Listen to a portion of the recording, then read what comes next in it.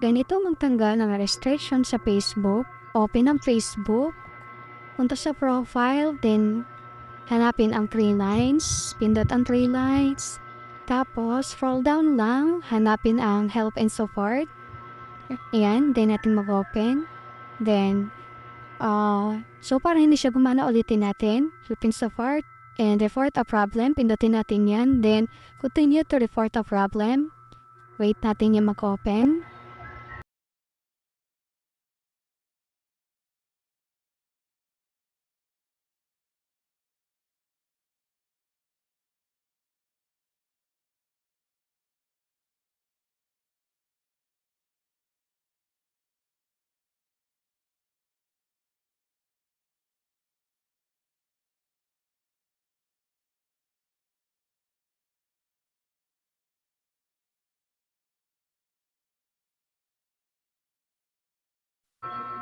Medyo matagal nga lang guys, kaya kailangan natin ng medyo habang pasensya, no? So, relax lang muna guys, kasi ma-open din yun. So, kaya kailangan natin ng mahabang pasensya. Kagawan niyo na internet or sa Facebook talaga, I'm sorry. Ayan, na-open na siya. Pindot lang natin na include. Tapos, hanapin ang profile. Yan.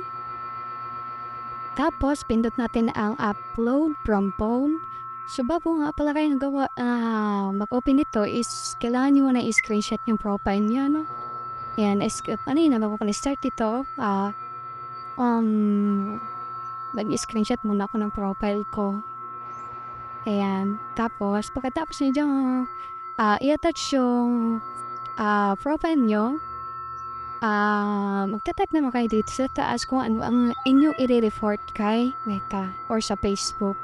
Ang ginawa ko dyan is, tanya po sa taas, basahin na lang po mabuti. Hindi ko na po babasahin kasi medyo mabagal yung pagta-type ko. So, parang mainit na ako kaya marunong naman siguro kayo magbasa. So, I'm sorry. Pero, alam naman siguro na Facebook na hindi marunong magbasa, diba? Diba? Aminin. Char. So, basahin nyo lang guys, kasi pwede nyo rin niyang agayahin once na mag-report kayo ng problem nyo sa Facebook. Once na na-restrict yung account nyo, pwede nyo po yung gamitin or gayahin para mag-report kay Facebook.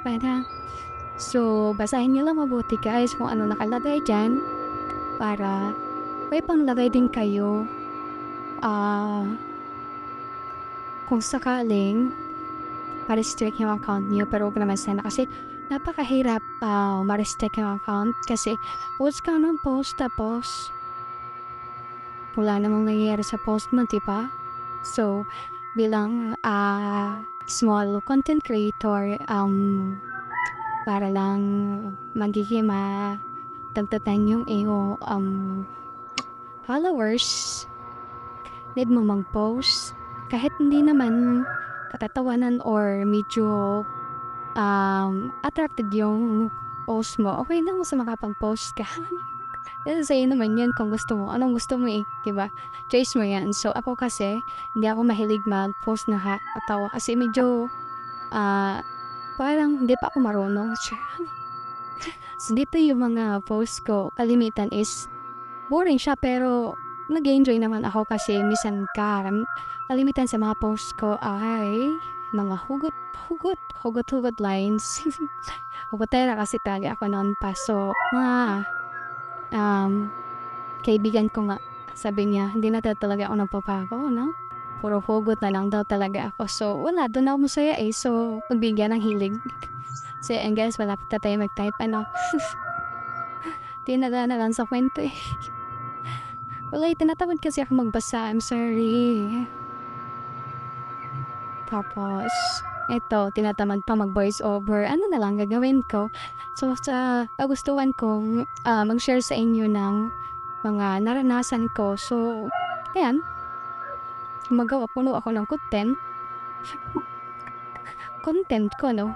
Para lang may ma-share sa inyo na based on my experience na na-restrict ni Meta or ni Facebook. So, ayan. tapos na ako mag-type. Tapos yun siya mag-type, pindutin nyo lang yung parang may lumilipad sa taas. Nakita nyo ba yun? Pinakataas. Pindutin nyo lang yan. Tapos, pag napindot nyo yan, hintayin nyo lang dyan yung 24 hours. Kasi, pagka 24 hours na, mag-message inyo si Meta or sa Facebook about sa inyong report. Okay? Yan lang guys. Thank you for watching. Sana may natutunan kayo. Please subscribe. Charot. Thank you for watching guys. Bye bye. Love you all.